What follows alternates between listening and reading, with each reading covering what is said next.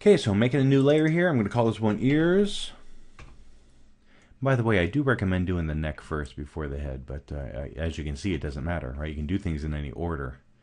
But the general way that I it just helps people that are new to Illustrator kind of work their way through it when you can start thinking of, back to forward, and then you realize how little you have to draw, right? Because a lot of things are going to be covered up. So let me just kind of trace my ear here.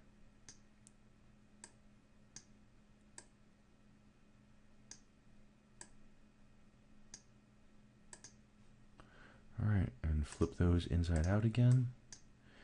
And I can see that I'm pretty far off. That's okay, because I can always just drag it back.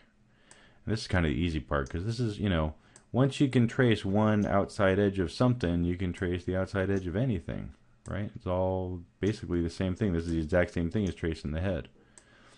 You can see that I got all these little tweaks that I'm doing, right?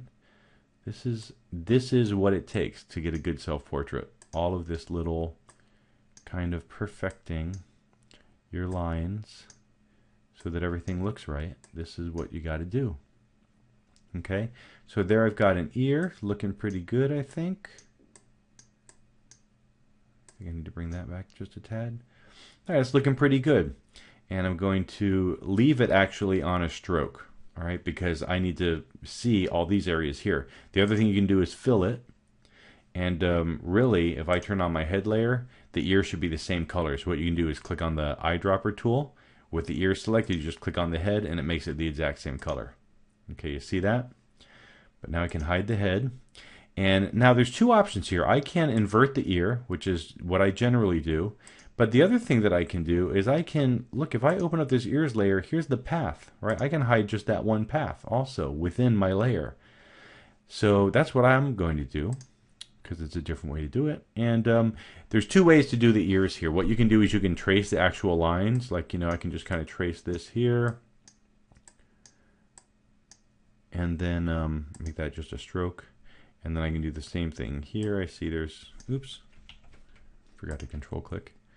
I can see another kind of path here.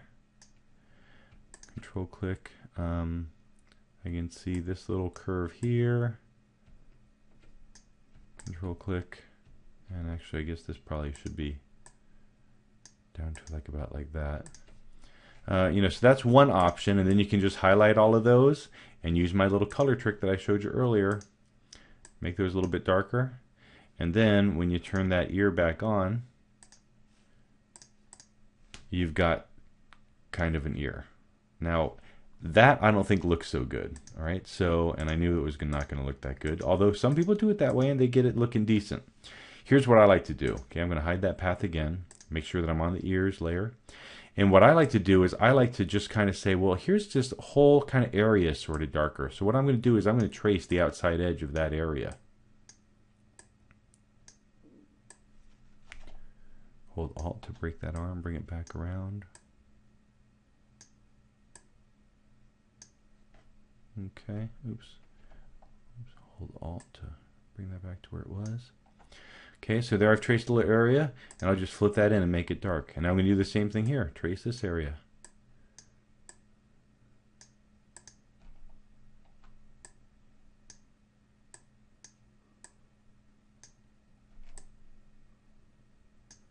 All right, and then I see another area kind of here.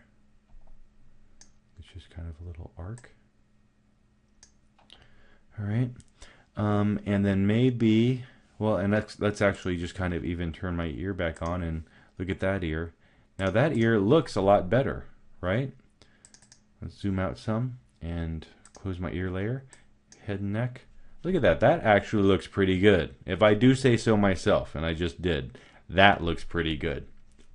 And one thing I'm noticing though is that I don't see a lot of definition on my chin and my ear. Check out this really, really cool trick in the next video about creating shadows under some of our objects.